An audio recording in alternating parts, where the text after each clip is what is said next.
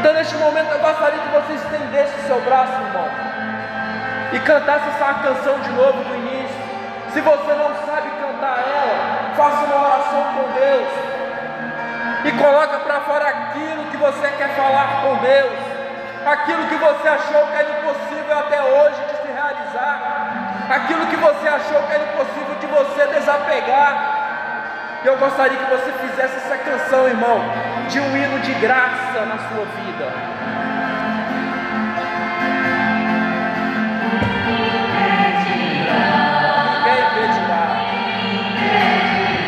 Agindo Deus,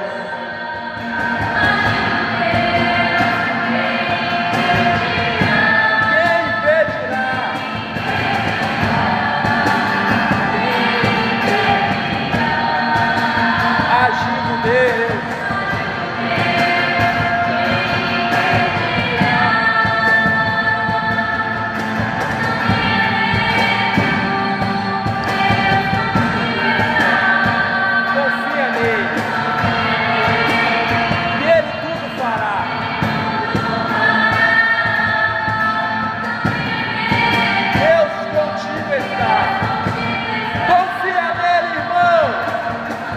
Agindo Deus,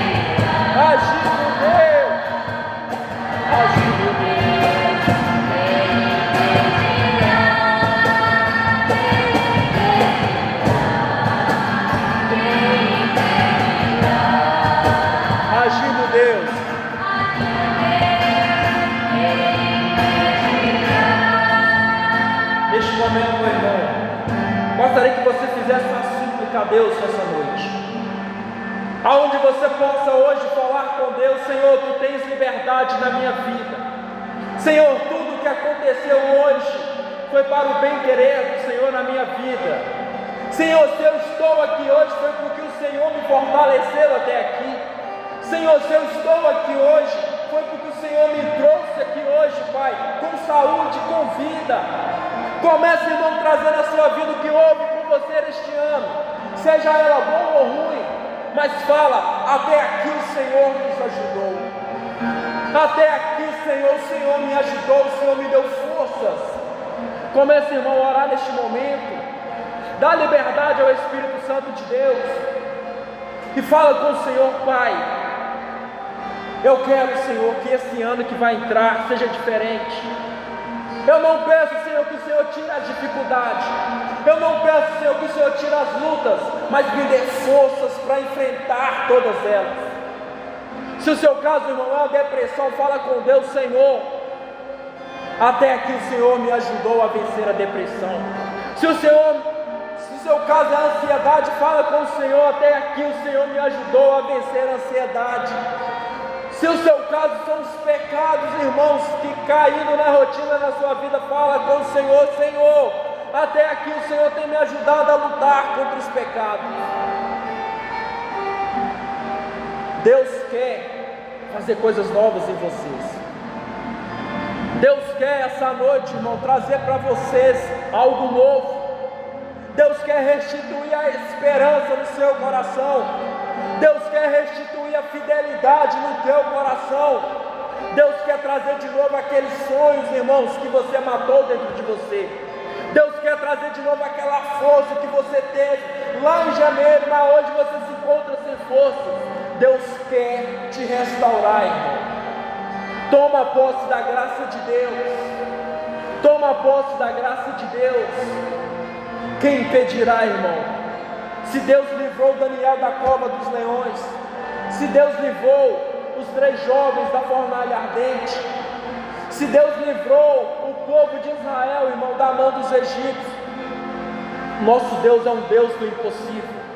O nosso Deus é um Deus que atravessa fronteiras. O nosso Deus é um Deus que atravessa a barreira, mas muito mais, Ele atravessa a nossa alma, irmão. A nossa alma. Peço, Senhor, que essa noite você possa sair daqui transformado. E começa a falar: Senhor, até aqui o Senhor me ajudou. Até aqui o Senhor me socorreu. Até aqui, Senhor, o Senhor me trouxe com força. Eu vim arrastando, Senhor, mas até aqui o Senhor tem me sustentado. Louvado seja o nosso Senhor Deus. Louvado seja o Senhor Deus para o texto que Ele nos traga aqui essa noite. Quem impedirá, irmão? Quem impedirá? Pode se assentando neste momento. Santo anjo do Senhor, se a ti me confiou, a piedade divina sempre me rege, me guarde, me governa, me ilumina. Amém. Nossa Senhora de Fátima, São Padre Pio, Santo Antônio, rogai por nós. Quem trouxe sua Bíblia, pega comigo em 1 Samuel, do capítulo 7, do versículo 6 em diante. 1 Samuel, capítulo 7, versículo 6 em diante. Pergunta para quem está do seu lado: cadê a sua Bíblia? Fala, irmão, você não pode andar desprotegido, não. A Bíblia é a tua arma. 1 Samuel, capítulo 7, versículo 6 em diante. Para quem não me conhece, eu me chamo Carlos de Maria, 31 anos de idade, casado com a Natiele, que está ali, agora está usando óculos também, amém, né? Amém. Sou da comunidade católica Deus Existe, onde o nosso carisma é amar a igreja como Cristo a ama. Eita glória! Amém. Já gosto de adiantar, é ruim pregar para gente morta. Eu creio que aqui tem jovens avivados, amém? Glória a Deus, aleluia, amém. Eu não me apego na quantidade de pessoas, mas eu me apego naquelas pessoas que querem sentir o Espírito Santo. 1 Samuel, capítulo 7, versículo 6 em diante. Não repare se a igreja está vazia, ou se ela está cheia, ou se tem 1 ou 2 pessoas, mas aonde tiver um jovem com o coração sedento pela palavra de Deus, irmão, nós estaremos lá por aquele jovem, amém? 1 Samuel capítulo 7, versículo 6 em diante. Capítulo 7, você vai pegar Gênesis, Êxodo, Levítico, Números, Deuteronômio, Josué, Juízes, Ruth, 1 Samuel. Capítulo 6, capítulo 7, versículo 6 em diante. O nosso tema é: até aqui nos ajudou o Senhor. Até aqui o Senhor tem nos sustentado. Até aqui o Senhor tem nos ajudado. Até aqui o Senhor tem nos dado força para enfrentar o que enfrentamos esse ano, amém? Eu não sei qual condição que vocês passaram esse ano. Eu não sei se foi muita luta, muita guerra, mas ano que vem tem mais guerra, amém? Eu não vim pregar para falar que não vai ter guerra, não vai ter luta, porque sempre vai ter. E a guerra e as lutas é para nos fazer crescer na fé. É o que nos faz crescer, é o que nos molda a sermos mais de Cristo. Acharam todo mundo aí? 1 Samuel 7, versículo 6 em diante. Olha. Samuel era juiz de Israel em Maspa. Os filisteus foram informados de que os israelitas tinham se juntado em Maspa, e os seus príncipes marcharam contra Israel. Os israelitas o souberam e ficaram aterrorizados.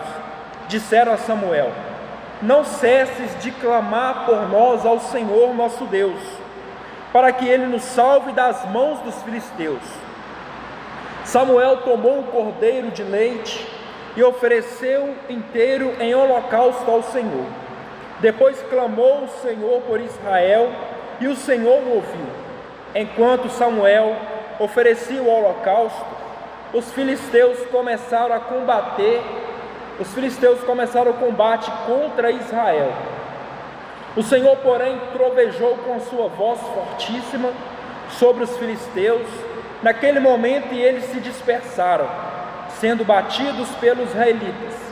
Os vencedores, saindo de Maspa, perseguiram os filisteus e feriram-nos até um lugar que está por baixo de Bet-Car. Tomou Samuel uma pedra e pô-la entre Maspa e Sem, dando-lhe o nome de Eben-Ezer, pois disse: até aqui nos socorreu o Senhor. Humilhados dessa forma, os filisteus não tentaram mais voltar ao território de Israel. A mão do Senhor pesou sobre os filisteus durante toda a vida de Samuel. Foram devolvidas a Israel as cidades que os filisteus lhe tinham tomado, desde Acaron até Gate. Israel livrou sua terra das mãos dos filisteus, e havia paz entre Israel e os amorreus. Samuel foi juiz em Israel durante toda a sua vida. Ia a cada ano visitar Betel, Galgala e Maspa, onde pronunciava os seus juízos em favor de todo Israel. Voltava depois para Ramá, onde habitava. Ali também julgava Israel e edificou naquele lugar um altar ao Senhor. Palavra do Senhor, graças a Deus. Vamos aplaudir a poderosa palavra de Deus, mais forte que a palavra de Deus. Amém. Amém. Nós estamos diante de um juiz chamado Samuel. Para que nós podemos compreender um pouco da história de Samuel, nós podemos voltar um pouco atrás, aonde vai se iniciar a história de Samuel com a sua mãe chamada Ana. Repete comigo, Ana. Pode ser melhor, Ana? Ana era estéril, ela não poderia ter filhos. Então, quando Ana ela se casa com Eucana, ela não podendo ter filhos, Eucana vai casar-se com outra mulher chamada Penina. Penina, ela deu 2 filhos ao marido de Ana. Ana é a primeira esposa. Naquele tempo, a mulher que era estéril, ela era uma mulher humilhada, era uma mulher que não tinha a graça de Deus, é uma mulher que não poderia dar descendência ao seu marido. Então todos olhavam para uma mulher estéril, olhavam ela com uma fé, um olhar duvidoso, assim como uma mulher repudiada pela sociedade. Então Ana, a palavra fala que ela era humilhada por Penina. Penina é quem deu filhos ao marido dela. A palavra fala que todas as vezes que eles subiam ali no altar do Senhor, ali no templo do Senhor, a palavra fala que eles ofereceram sacrifícios a Deus, e Penina sempre maltratava a Ana, sempre maltratava, sempre maldizia, humilhava a Ana, porque ela não tinha filhos. Então Ana sempre andava de cabeça baixa, Ana não comia, Ana não bebia, sempre andava triste. Mas a palavra fala que a última vez que ela tem a humilhação com Penina, a palavra fala que daquela vez foi a última vez. A palavra fala que Ana ela come ela bebe e sobe ao templo do Senhor. E aqui também está um segredo para a nossa vida, de que muitas vezes nós pedimos a Deus algo e Deus não cumpre. Muitas vezes nós pedimos a Deus algo e nós não vemos nada acontecer. Muitas vezes nós pedimos a conversão da família, a conversão dos amigos, ou até mesmo coisas para nós, a cura de uma doença, mas nada acontece. Você ora e nada acontece, Deus não fala com você, então você anda de cabisbaixo, cabeça baixa, você não tem esperança. Então Ana, ela sobe ao templo para orar ao Senhor. A palavra fala que ela vai fazer uma oração diferente. A palavra fala que lá na sua casa, ela chorava, ela não comia, não bebia. O seu marido falava: Ana, por que está tão triste? Acaso eu não valo 10 filhos para você? Olha, come, bebe, se alimenta, mulher. Ô mulher, acorda. Mas só que Ana não tinha esperança no coração, porque você já não tem algo. Você queria ter aquilo e não tem. A pessoa que está do seu lado está te maltratando por aquilo. Era o que Ana estava sentindo. Ela se sentia humilhada, ela era desaforada, ela sentia uma humilhação nos pesos ali nas costas daquela mulher, e ela sentindo a humilhação, ela ficava como em depressão. Ana, ela tinha uma depressão, porque uma pessoa que se esconde, que anda triste, que chora, não come, não bebe, é uma pessoa que está depressiva, é uma pessoa que não tem esperança mais naquilo que ela pediu. Ana, ela orou 20 e poucos anos para ter um filho. Então quando ela sobe no templo, ela vai subir de uma forma diferente. Ela vai orar, ela vai chorar e vai falar: Senhor, se o Senhor me der um filho, eu entrego a ele, ao sacerdote Eli. Ou seja, a oração de Ana muda. Ana já não quer um filho para ela, Ana quer um filho para o povo de Israel, Ana quer um filho para Deus. Então quantas vezes nós pedimos algo a Deus que é para o nosso crescimento, e Deus não dá, mas quando nós mudamos a oração, as coisas mudam. Ana, ela mudou a oração.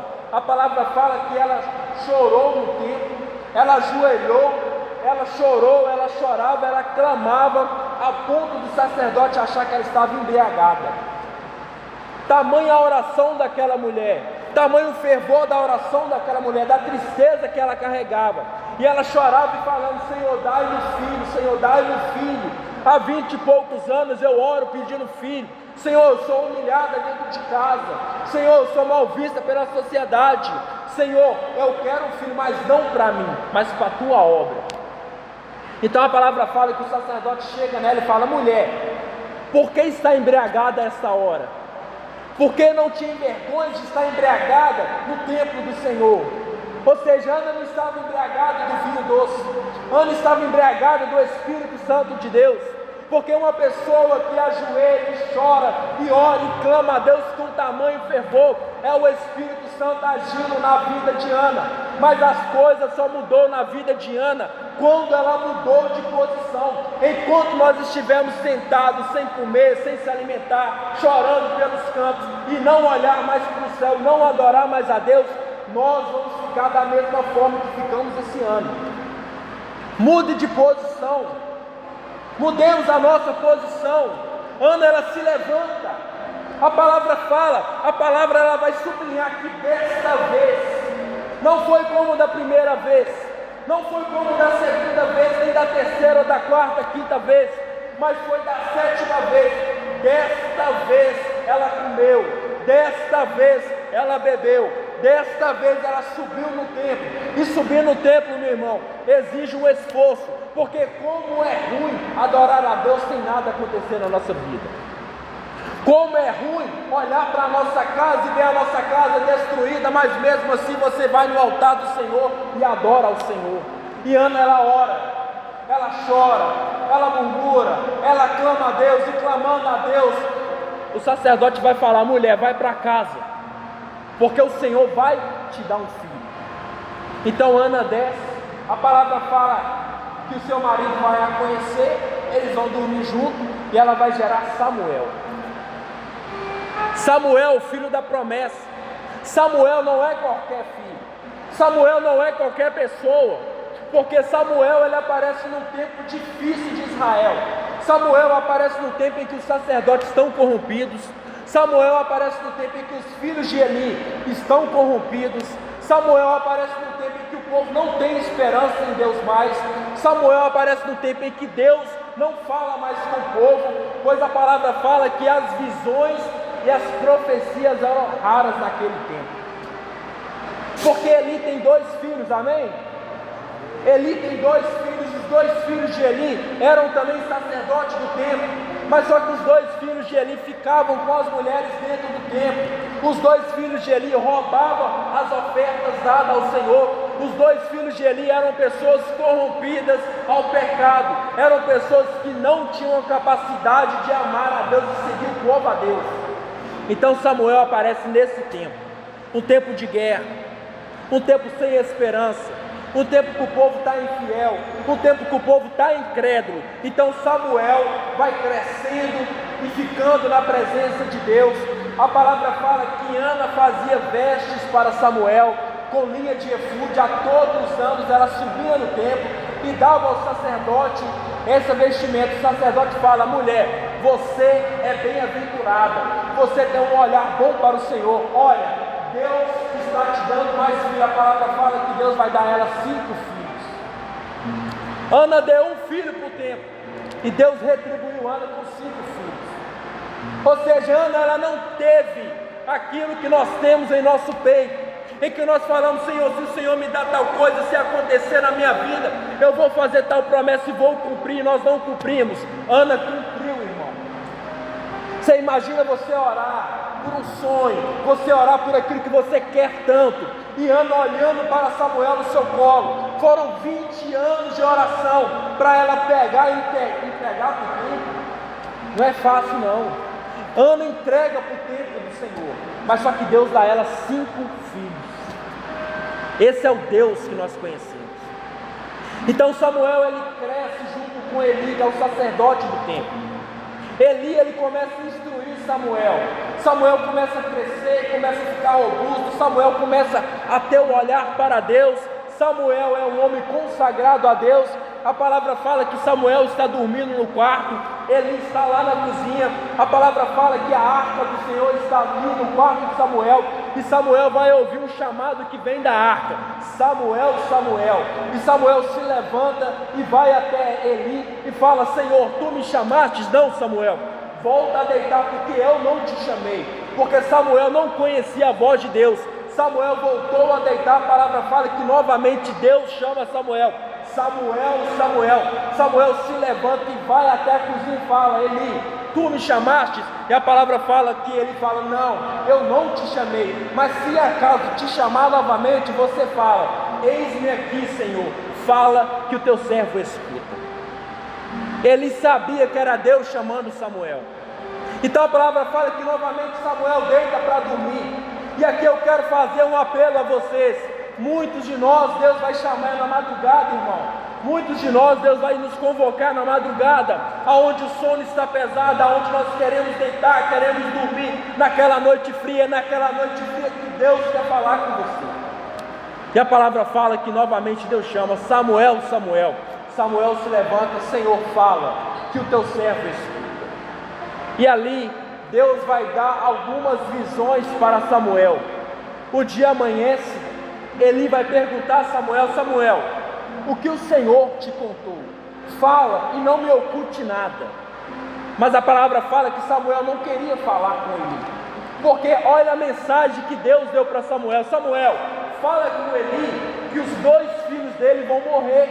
Fala com Eli que eu já mandei um profeta falar com ele para consertar a casa dele, e Eli não consertou a sua casa. Agora a minha mão vai estar diante da família dele. Os 2 filhos dele vão morrer na espada. A palavra fala que Eli se entristeceu. Só que Eli, irmão, é aquele pai que é coberto a podridão dos filhos. É aquele pai que, se você talvez tenha um pai desse, ora por ele. É aquele pai que olha para você, vê você seguindo uma vida de iniquidade e fala: este é meu filho. Ele é aquele pai que está dentro do templo. Ele é aquele pai que fazia sacrifício para o Senhor. Ele é aquele pai que cuidava da casa do Senhor, mas só que ele não cuidava da sua família. A palavra fala que os filhos de Eli, eles se prostituíam no templo do Senhor. Vocês têm noção do que esses rapazes faziam? É a mesma coisa de chegar um rapaz e se prostituir com uma menina lá dentro do sacrário, lá dentro da capela, porque ali estava a arca do Senhor, ali é onde o altar, onde acontecia o sacrifício de Deus, é onde a Shekinah descia naquele local, é onde Deus se relacionava com o sacerdote, é onde Deus dava as visões, dava as mensagens ao povo, e os filhos de Eli faziam tudo isso em cima do altar. Mas a palavra fala que o povo de Israel vai travar uma imensa guerra contra os filisteus, aonde os filisteus vão chegar, eles vão lutar, e todas as vezes que eles levavam a arca do Senhor, a guerra era vencida. Mas dessa vez eles não levam a arca do Senhor, 4.000 homens morrem. Os filhos de Eli vão ter uma brilhante ideia: vamos levar a arca de Deus para o campo de batalha, porque assim nós venceremos os inimigos. Ou seja, eles tinham a arca de Deus como um amuleto, eles tinham a arca de Deus não como a presença de Deus real.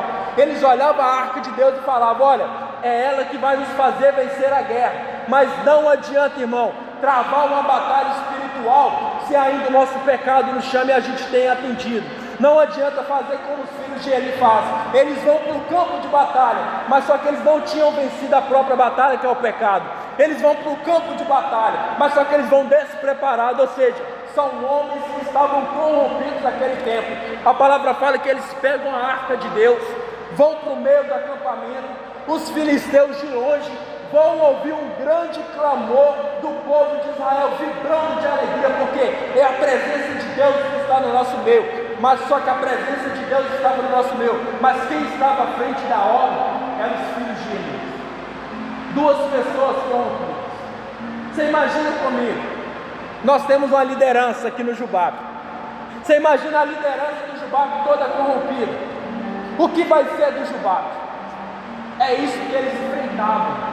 Então eles levam a arca de Deus. A palavra fala que eles vão diante dos filisteus e todos eles, a maioria, vão morrer, inclusive os dois filhos de Eli, e a arca de Deus vai ser roubada. Olha a promessa de Deus se cumprindo. A promessa de Deus se cumpre, tanto boa quanto também ruim. A promessa de Deus, aquela promessa que Deus falou para Samuel, se cumpriu. Um homem vem chegando de frente de Eli e vai falar com Eli: Eli, os seus dois filhos morreu. Ele não tem reação, ele não chora. Mas quando aquele homem falou: olha, e a arca do Senhor foi roubada, a palavra fala que ele cai de costas, bate a cabeça e morre, porque ele soube a gravidade que aconteceu. Ele ficava na porta do templo, ele não ficava dentro do templo. O lugar do sacerdote é dentro do templo. Se o sacerdote está fora do templo, é porque eles têm algo de iniquidade com ele. E ele sabia do pecado que ele carregava. Ele sabia do pecado da sua casa. Ele sabia que a sua casa estava corrompida, mas não tomou posse da graça de Deus. A palavra fala que ele morre.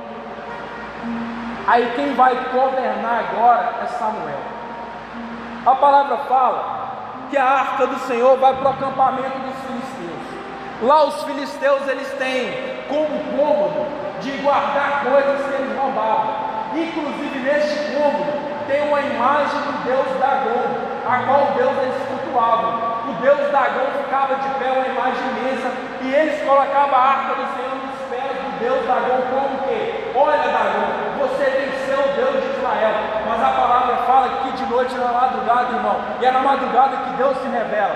A palavra fala que eles ouviram um estrondo tão grande, quando ele viu, é o Deus Dagom se prostrado diante da arca de Deus.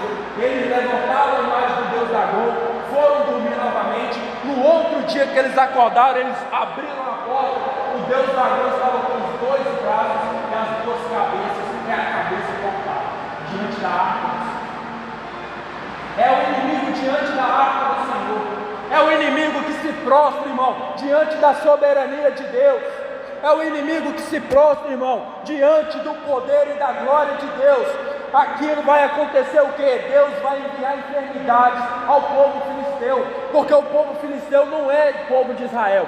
O povo filisteu é um povo pagão, é um povo que queimava os filhos para o Deus Dagom, é um povo que não tinha nenhuma compaixão de ninguém. Então a palavra conta que Deus vai enviar doenças ao povo de Filisteu. Deus envia doenças, e eles vão chamar um dos mágicos dele, e eles vão falar assim: olha, é porque a presença de Deus está aqui, é o Deus de Israel que está aqui, é por isso que está acontecendo tal coisa. Olha, vamos entregar de novo para eles, porque se nós entregarmos e os bois for na frente com a arca sozinho, e os bois não desviar nem para a direita e nem para a esquerda, é porque é Deus dele que nos trouxe a enfermidade. Caso isso não aconteça, o que aconteceu é acidentalmente. Eu não sei se vocês estão entendendo, mas só que nós estamos falando algo que carregava a presença de Deus. A palavra fala que os filisteus pegaram a arca de Deus, colocou numa carroça, pegou 2 vacas e colocou a carroça, e as vacas foram embora ao acampamento de Israel. As vacas chegando ao acampamento de Israel, a palavra fala que o povo novamente vai se alegrar, porque foram 20 anos sem a presença de Deus, foram 20 anos sem a presença da arca do Senhor no meio deles, porque a arca do Senhor é quem trazia a presença de Deus no meio deles. Sem a arca, o povo não tinha esperança. Com a arca, o povo tem esperança. Imagina nós hoje sem a Eucaristia, irmão. É a mesma coisa. A Eucaristia é o corpo e sangue de Cristo, amém? Onde nós olhamos para a capela e vemos a presença de Deus real. É a arca da aliança naquele tempo. Então a arca da aliança, ela vai novamente para o campo de Israel. Chegando lá, o povo vai falar com Samuel: Samuel, o Senhor que é juiz entre nós, é o Senhor que é o sucessor de Eli. Ora por nós, Samuel. Ora para que a esperança seja restabelecida. Ora para que a fidelidade de Deus volte para a casa de Israel. E assim Samuel vai fazer. Samuel vai fazer algum sacrifício para quê? Para voltar a presença de Deus para o povo de Israel. Então aqui Samuel vai começar a ser juiz do povo, aonde Samuel vai falar isso que nós estamos falando: até aqui o Senhor nos socorreu. Aonde Samuel viu a fidelidade voltando para o meio deles, aonde Samuel viu a esperança voltando no olhar para eles novamente. E a palavra fala que eles vão travar uma última batalha contra os filisteus. E quando eles travam a batalha contra os filisteus, nessa vez eles vencem a guerra. Não porque eles são fortes, não porque eles são bons, mas é porque eles estavam fiel a Deus, é porque eles voltaram os olhos para Deus, é porque eles tiveram zelo com a arca do Senhor, é porque Samuel fez erguer um altar para o Senhor, e aonde tem um altar para o Senhor, há adoração, e aonde tem adoração, há fidelidade no coração do povo, e aonde tem fidelidade no coração do povo, meu irmão, é aonde Deus volta para o meio do povo. Aonde Deus olha para o povo de Israel novamente como a menina dos olhos dele, aonde o povo de Israel volta de novo os olhos para Deus.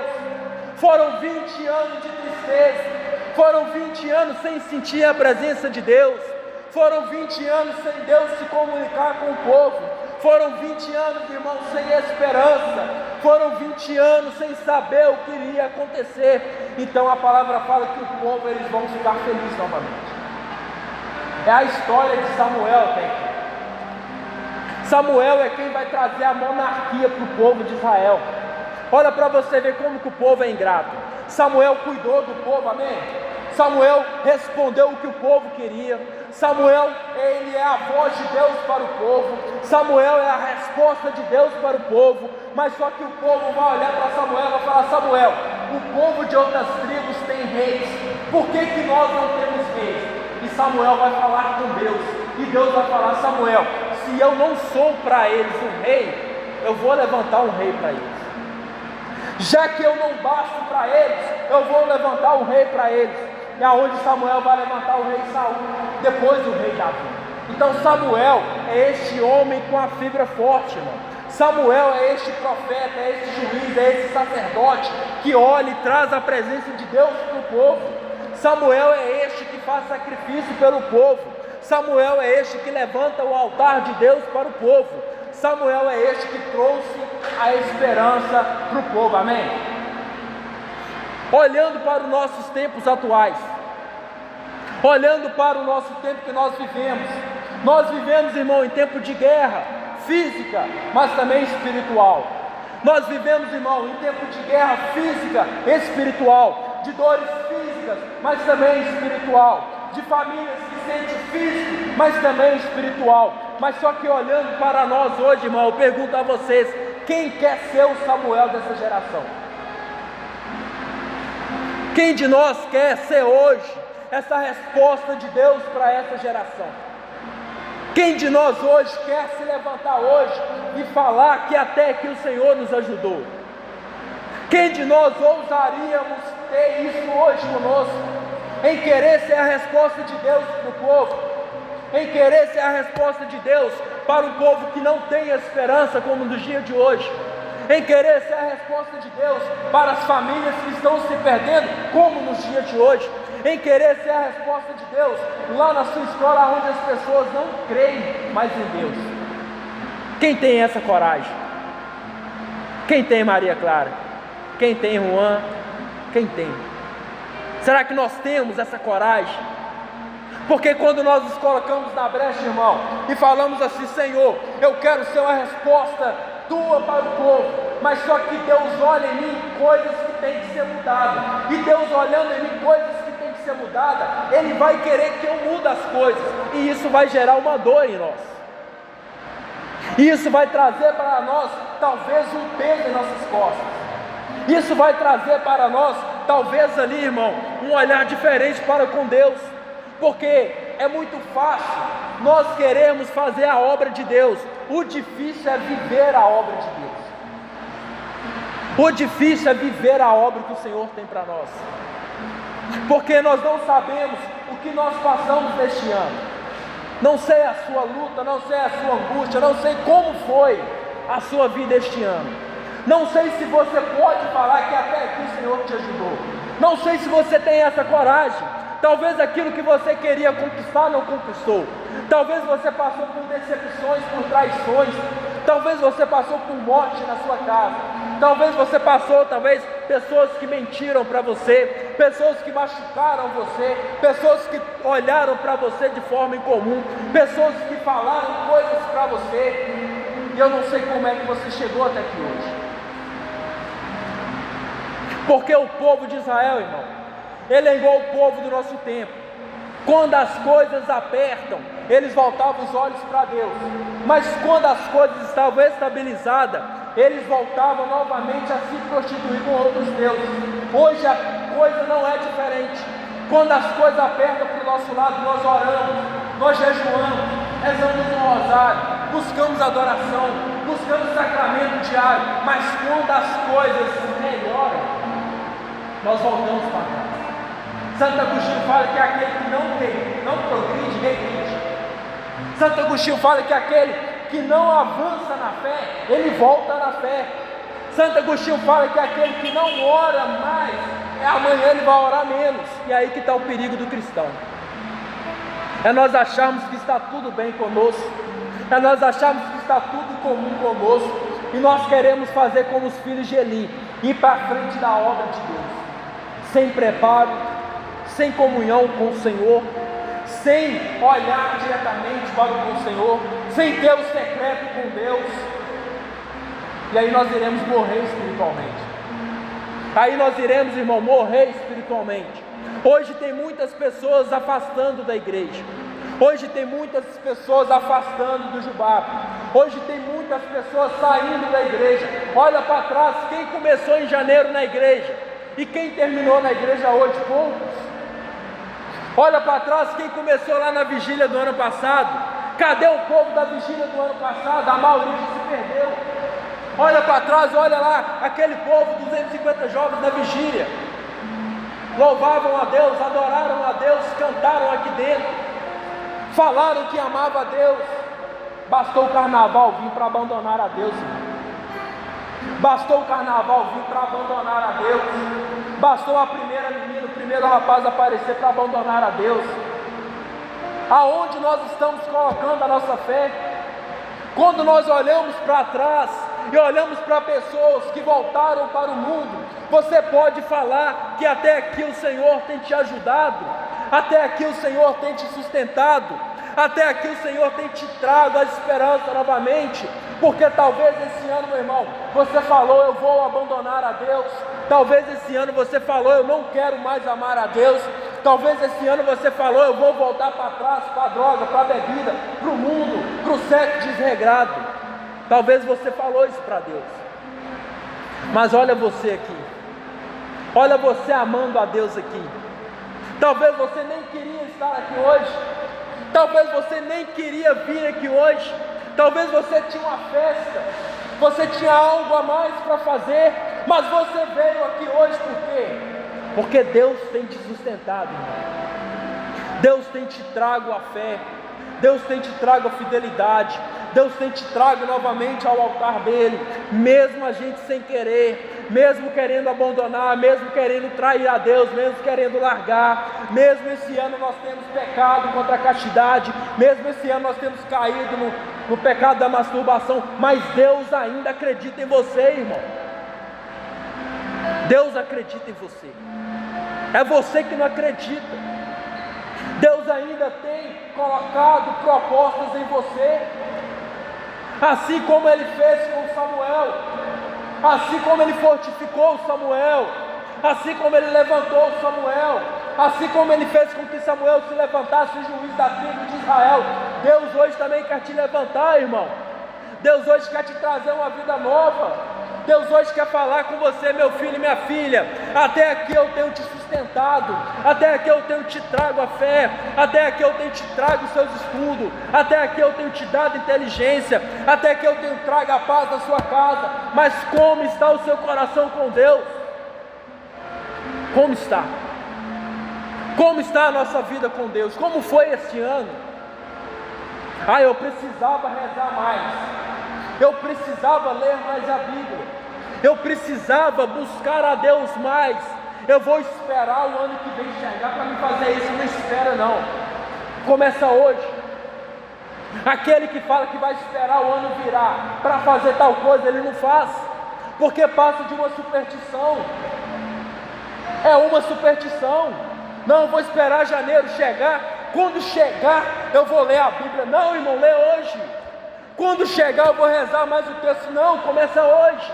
Quando chegar eu vou jejuar mais. Não, irmão, começa hoje. Deus, Ele quer levantar novo Samuel no tempo de hoje. Esse ano aconteceu tanta coisa boa. O novo Papa, São Carlos Acutis, entre outros santos canonizados. Eu vi esse ano como Deus esfregando a nossa cara, aonde Deus falou assim: olha, eu vou canonizar São Carlos Acutis, para vocês verem que um jovem que tem um celular e tem um notebook, ele pode ser santo. Para você ver que um jovem pode evangelizar pelo celular. Para você ver que um jovem, para ser um jovem santo, ele não precisa parar de comer cachorro quente, ele não precisa parar de usar sua calça jeans.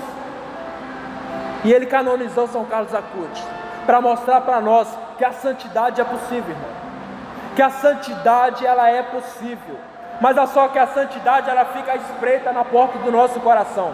A santidade, irmão, é uma palavrinha que ela fica ali no seu coração, todo dia batendo, querendo entrar, todo dia querendo invadir o seu coração, todo dia querendo mudar os seus hábitos, todo dia querendo mudar a sua mente, todo dia querendo mudar a sua postura. Mas o nosso coração é empedernido, irmão, é um coração de pedra, aonde nós fechamos o coração, aonde você olha para você e fala: olha, eu já fiz tanta coisa, isso é impossível de abandonar. Olha, é impossível eu conseguir ler a Bíblia diariamente. Olha, é impossível eu ter uma vida de comunhão diária. Não é, irmão. A santidade ela bate na sua porta dia e noite. A santidade ela está dia e noite batendo na sua porta, querendo entrar. Mas basta você querer, basta você deixar, basta você bater no peito e falar: eu tomo posse da graça de Deus. Toma posse, irmão. Porque nós olhamos hoje nós mesmos, eu falo de nós.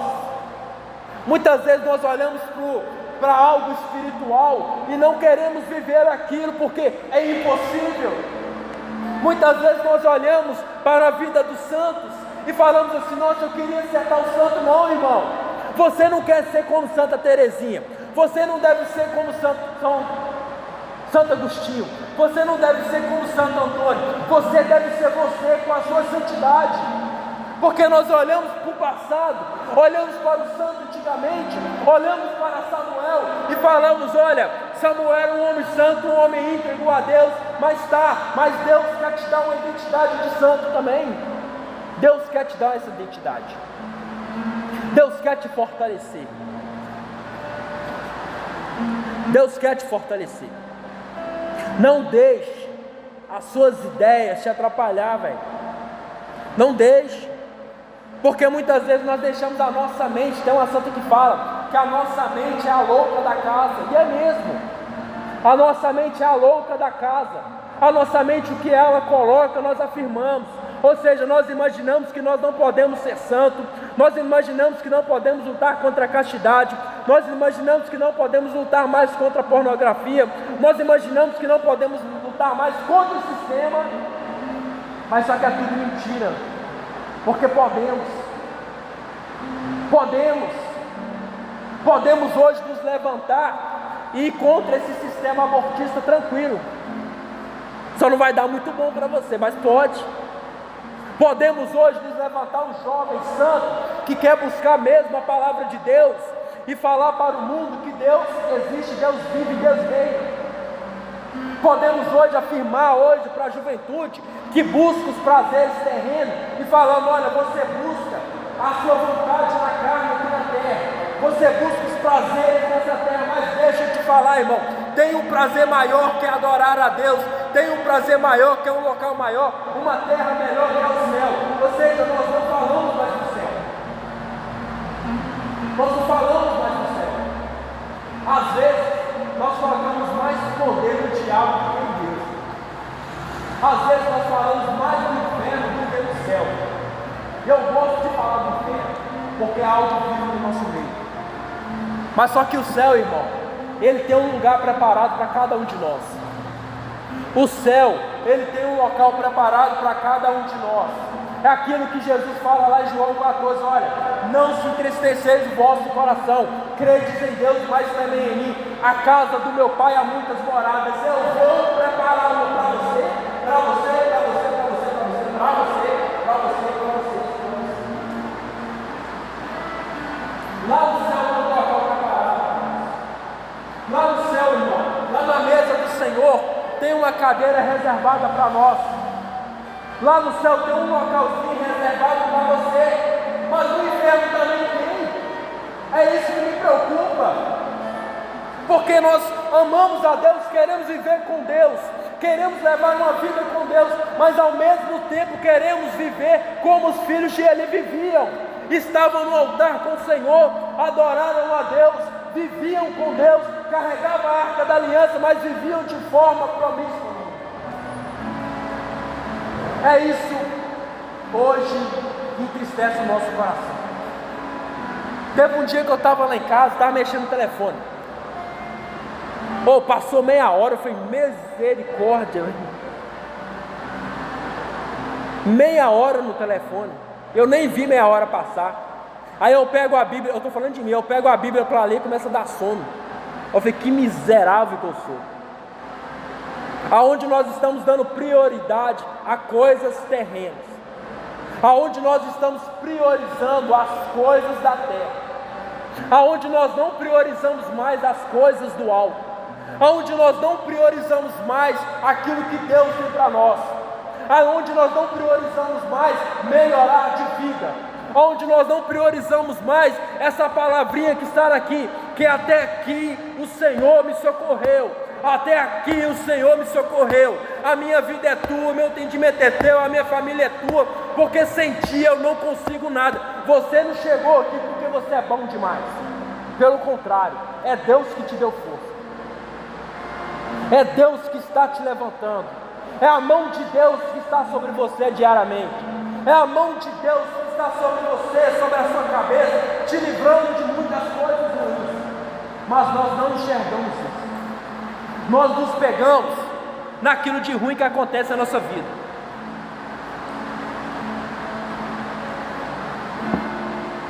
Perdi minha mãe, é ruim. Perdi meu pai, é ruim. Mas e aí? A vida ela continua, irmão. Perdi um amigo meu, é ruim. Mas a vida continua, irmão. Se eu acredito num céu que está nos esperando, porque eu devo ficar me lamentando a vida inteira que alguém morreu? Ou seja, aquela pessoa foi para o céu, um lugar melhor. Mas nós não temos entendimento disso. Nós não entendemos isso. Nós não conformamos com a morte. E a morte, irmão, é um estágio para a vida eterna. Aqui nós somos passageiros. Eu costumo dizer que a vida, ela é um trem. E cada estação que ele para, alguém sai desse trem, alguém morre. E uma hora a nossa estação vai chegar.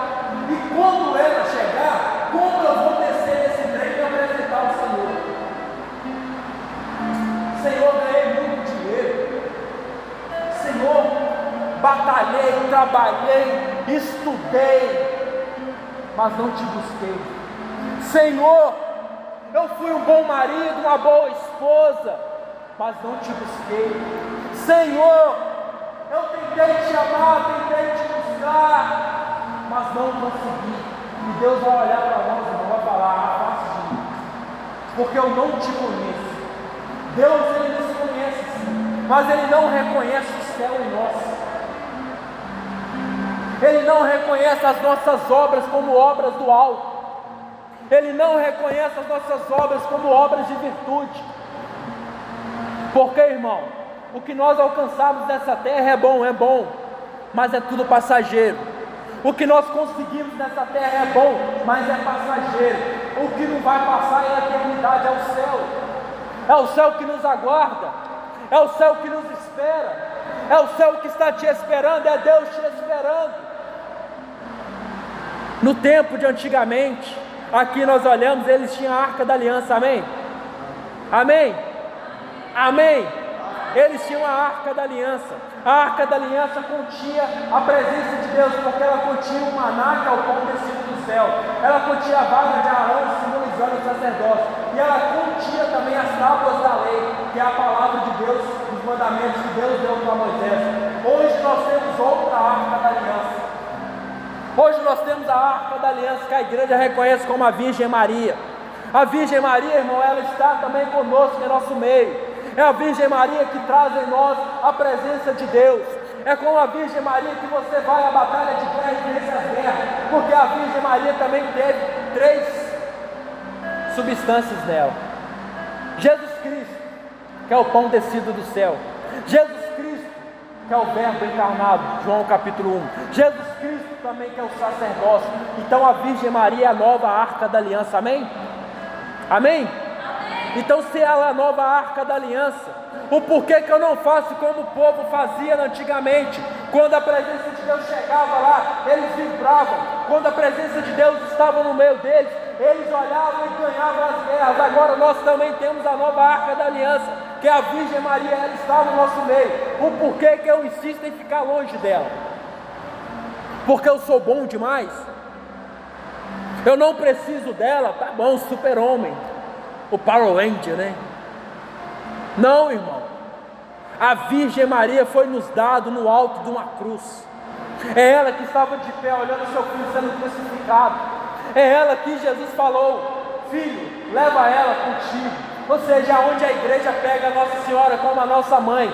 E eu tenho certeza que é aquelas horas escuras, aquela noite escura da sua vida, onde você não tem esperança, onde você foi entregue ao pecado, onde você não tem mais força para lutar. Eu creio que se você clamar o nome da Santíssima Virgem Maria, meu irmão, ela vai descer do céu e socorrer você aonde você estiver.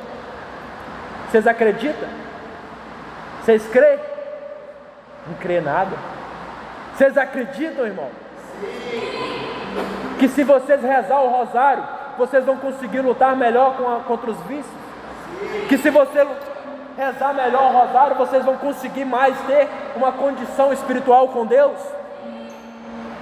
Não estão igual a escola? Sim, não. Eu não sei se vocês compreendem a ação de Deus em sua vida. Eu não sei se vocês compreendem os planos de Deus em sua vida, mas eu sei que Deus é um Deus do impossível. Eu sei que o nosso Deus é um Deus que um dia olhou para Josué e falou: Josué, vai para o campo de batalha. Josué, chegando no campo de batalha, olhou para o céu e falou para o sol se parar. O sol parou, meu irmão, durante 2 dias, para que eles vencessem ao campo de batalha. O Deus que eu acredito, irmão, é o Deus que olhou para Isaías e falou: Isaías, volta lá ao rei Acaz, porque ele vai morrer daqui a alguns dias. O rei vai orar na parede e vai falar: Senhor, dai-nos mais dias de vida. A palavra de Deus fala que Deus olha para Isaías e fala: Isaías, volta lá no rei, fala que eu vou dar ele mais 15 anos de vida. A palavra fala que ele chegou ao rei e falou: olha, Deus falou que vai te dar mais 15 anos de vida. O rei: eu duvido. Então, se você acredita, eu vou te falar uma coisa. Isaías desenha um relógio no chão, irmão. Aquele relógio solar, aonde o sol marca a hora, no seu nome daquele relógio. A palavra fala que Isaías fala assim: olha, rei, você quer que Deus adiante o grau ou volta 10 graus? E o rei falou: voltar 10 graus é fácil, eu quero que ele adiante 1 hora a mais. A palavra fala que automaticamente 1 hora foi adiantada no relógio de Deus. Esse é o Deus que eu acredito. Esse é o Deus que nós acreditamos. Esse é o Deus a qual Elias um dia estava sendo perseguido, a qual a palavra fala que o rei manda os exércitos buscar Elias para matar. A palavra fala que Elias olha para o céu e fala: Senhor, se eu sou homem de Deus, desça fogo sobre esses homens.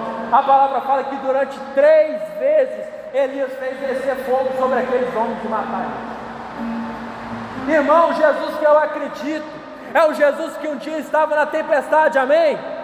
Amém?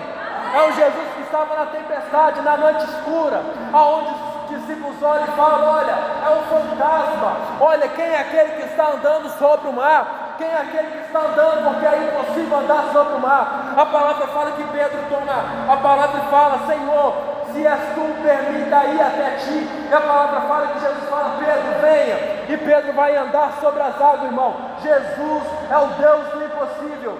Deus é um Deus que te faz caminhar sobre o impossível. Deus é um Deus que te faz caminhar sobre os seus problemas e também sobre as águas. Esse é o Deus que eu acredito.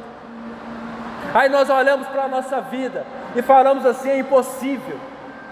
Nós olhamos para a nossa vida e falamos assim: é impossível eu conseguir tal coisa, é impossível tal coisa acontecer na minha vida.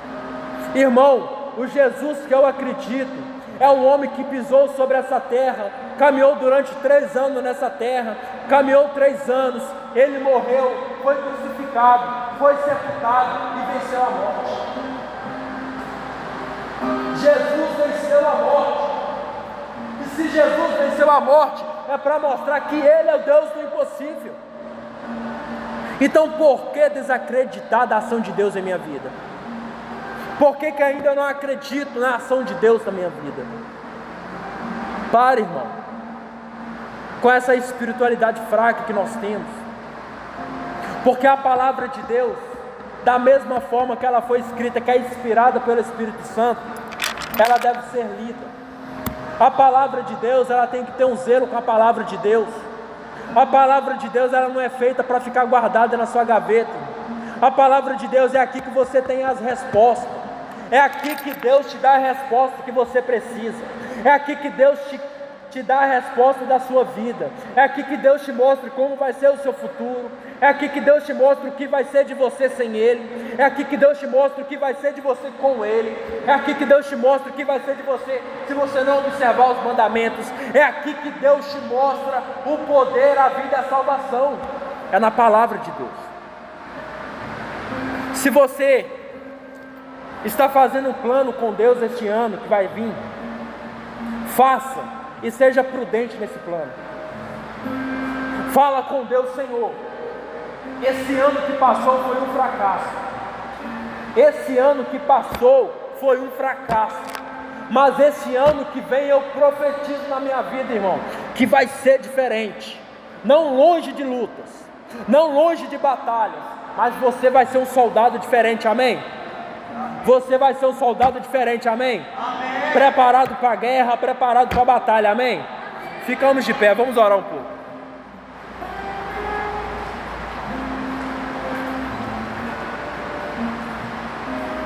Nós temos 10 minutos. E nesses 10 minutos, irmão, eu quero que você se entregue à oração, de verdade. Eu quero que você ore diferente. Eu quero que você, irmão, realmente ore no Deus que é vivo. Eu quero que você realmente cante essa música com convicção. Essa música do Deus do impossível. Essa música que foi capaz de tirar Daniel da cova dos leões. Essa música, irmão, mostrando para nós que o Deus é o Deus do impossível. Essa música não mostra, irmão, que as nossas misérias não podem nos parar. Deus, Ele nos fala, irmão, que as nossas misérias não podem nos afastar dEle. Deus, irmão, Ele nos fala que as nossas misérias não é maior que Deus. Se você caiu, irmão, vamos se erguer novamente. Ninguém é perfeito, mas não fique no chão. Não fique no chão. Continua, luta, persevere, tenha um propósito e acredite na ação de Deus, amém? Feche seus olhos, irmão. Neste momento, vai soltando a sua voz com Deus.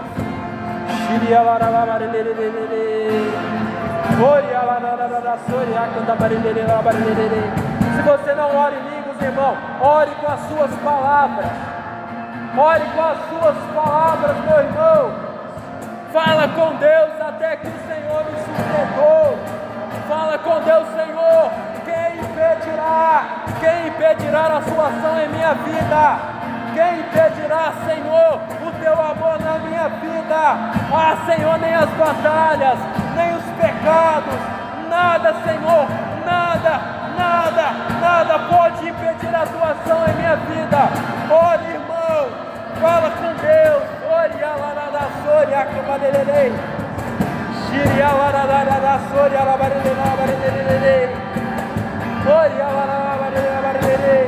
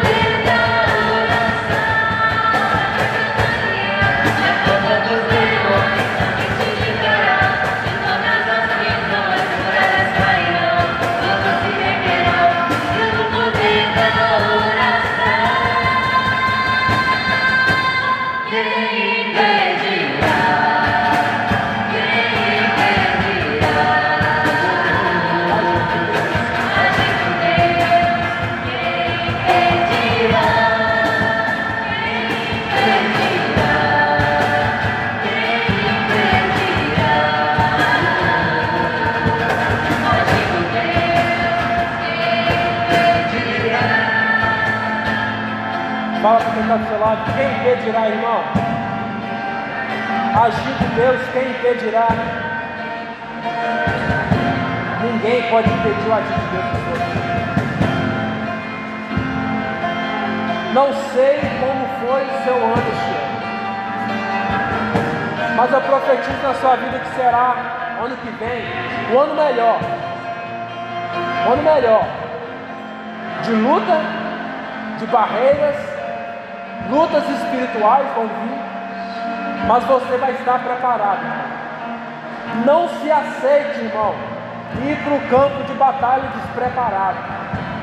Irmão, volta à vida de oração, volta o seu secreto com Deus, volta para a confissão, volta para a comunhão, mas não se aceite ficar deitado no chão, irmão. Deus não te fez para o chão, porque até aqui a graça dele tem te ajudado, até aqui o amor dele tem te sustentado. Deus tem te carregado nas mãos para você conseguir chegar até aqui, irmão. Deus tem te carregado nas mãos, amém? Amém? Amém? Glória a Deus. Vamos aplaudir o nosso Senhor.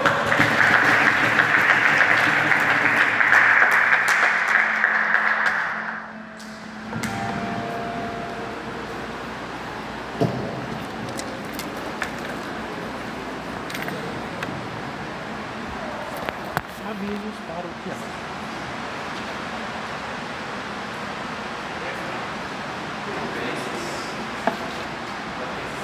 Avisos paroquiais. Avisos